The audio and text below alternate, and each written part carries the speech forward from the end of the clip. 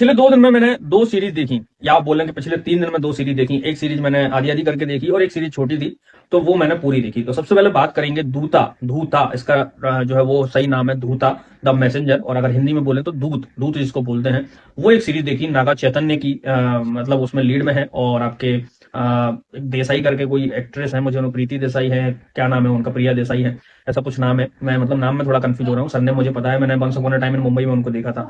वो इसमें आपको देखने को मिलेंगी, और भी कुछ जाने वाले साउथ के कलाकार है। कहानी क्या है, कहानी एक जर्नलिस्ट की है, करप्ट जर्नलिस्ट की है। उसके साथ जो घटना घटने वाली होती है वो उसे एक पेज के, एक अखबार की कटिंग के द्वारा पहले ही पता चल जाता है, लेकिन वो फिर भी उस चीज को रोक नहीं पाता है। तो क्वाइट इंटरेस्टिंग, ये मुझे एकदम से रील पे दिखा कहीं और मुझे अच्छा लगा, क्योंकि इस तरह की सीरीज मुझे बहुत पसंद है। जैसे समांतर हो गई, पहले भी बहुत सारी सीरीज आ चुकी है कि लोगों को उस घटना के बारे में पहले पता चल जाता है, लेकिन वो उसको रोक नहीं पाते। वो हो क्यों रहा है, कैसे हो रहा है, वो सब जानने के लिए आपको वो कंटेंट देखना पड़ता है। तो ये सब भी जानने के लिए आपको ये सीरीज देखना पड़ेगी। अब इस सीरीज को अगर मैं अपने शब्दों में बयां करूं तो पहले 4 एपिसोड बहुत ही लाजवाब है भाई, बहुत लाजवाब है।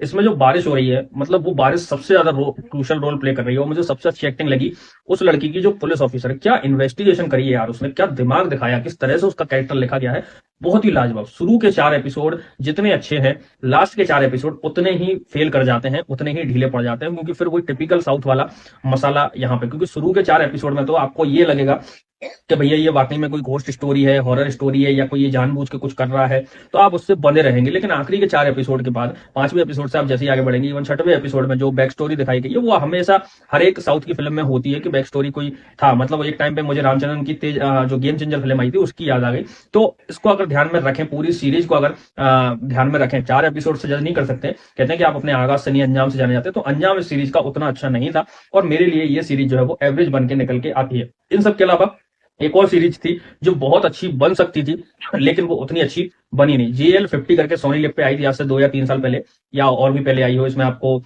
अभय देओल देखने को मिलेंगे, इसमें आपको पंकज कपूर देखने को मिलेंगे, पीयूष मिश्रा इसमें देखने को मिलेंगे। इसमें एक प्लेन मिलता है, 35 साल पहले क्रैश हुआ प्लेन 35 साल बाद मिलता है, और उसमें वही 2 लोग जिंदा भी होते हैं जो 35 साल पहले उस प्लेन में बैठे थे। यानी कि टाइम ट्रेवल के ऊपर ये सीरीज है, और अच्छी खासी साउंड कर रही है। लेकिन आप इसको देखेंगे तो आप बोलेंगे एक तो बहुत जल्दी इसको निपटाया गया है। अगर इसको तरीके से बनाते, 4 एपिसोड में इस सीरीज को खत्म करते, जबकि कायदे से इस सीरीज को ढंग से बनाते, तो 8 एपिसोड इस सीरीज के बनते और बहुत लाजवाब बनते। बहुत ही अच्छा कॉन्सेप्ट है, और टाइम ट्रेवल पे हमारी यहाँ उतनी ज्यादा फिल्में बनती नहीं है, तो मेरे ख्याल से ये बहुत अच्छा कॉन्सेप्ट था। लेकिन इन लोगों ने घाई घाई में, जल्दी जल्दी में, पता नहीं क्या मूड में थे, जल्दी सब निपटाया, इतनी जल्दी। मतलब मुझे भी लग रहा था कि यार ये क्या हो गया, इतनी एकदम से इतनी जल्दी सारी चीजें जो है वो होती चली जा रही है, होती चली जा रही है। थोड़ा सा मतलब पब्लिक को जो होना चाहिए ना, कनेक्शन बैठाना चाहिए, वो ये लोग नहीं कर रहे थे। वो बस वो लोग अपना देख रहे थे कि भैया इस कैरेक्टर को जस्टिफाई कर दिया, अब तुम जानो, तुम्हारा काम जाना है, वो वाला यहाँ पे सीन चल